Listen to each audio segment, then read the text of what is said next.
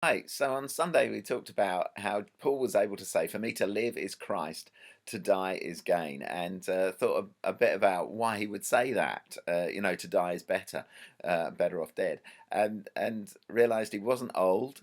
He wasn't thinking theoretically, like I do sometimes. It'd be better in 300 years' time when I'm with Jesus.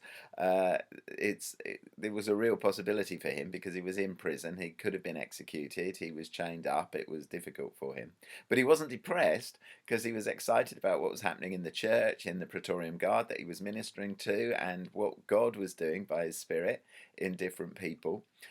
He was. He saw a future. He talked about his expectation that he would be released, that because of the prayers of the people that would have an effect, because of the work of the Spirit that will finish what God has started. He thinks that he will probably get out, and so he wasn't hopeless. He wasn't feeling hopeless about the whole thing, and it just seemed that it's part of his practical theology, part of his basic understanding of who he is and who God is, that has shaped his spirituality and allowed him to say that. It's interesting that he says, "For me to live is Christ, to die is gain," whereas for others maybe that's not quite so true, but for him that's where he's at.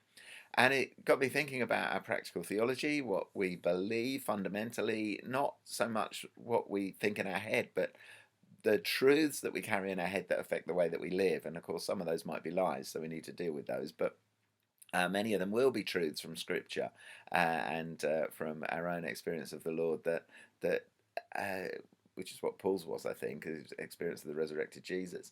That shape us and shape our spirituality and our fundamental beliefs. And if we're going to be mentored by Paul, then maybe this one could become part of our practical theology. And if so, what does that look like?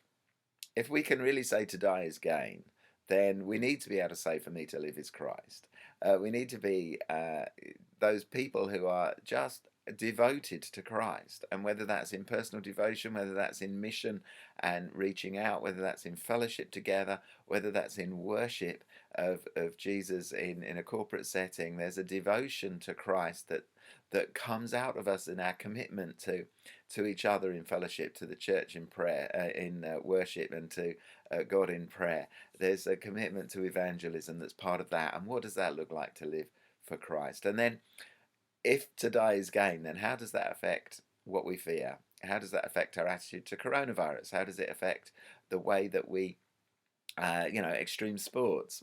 What does it do to our sense of adventure? What does it mean about overcoming fear to talk about Jesus? And so there's a whole load of things that I think are worth thinking about. If we really did believe that to die is gain, then how would we mourn? How would we face our own death? How would we recognize that Jesus has won? And of course, it may be that to get to that point, we need to do some serious meditation on the cross and the resurrection, and to get to the point where we know that we know that we know that Christ has died, Christ has been raised from the dead, and Christ will come again. Anyway, have a good time as you think about this. I think it could be a fascinating evening. I hope it's helpful. If there's lots of pastoral issues, please deal with them, but also try and help people move to a place where they are really living for Christ and recognizing that to die is gain. See you in a bit.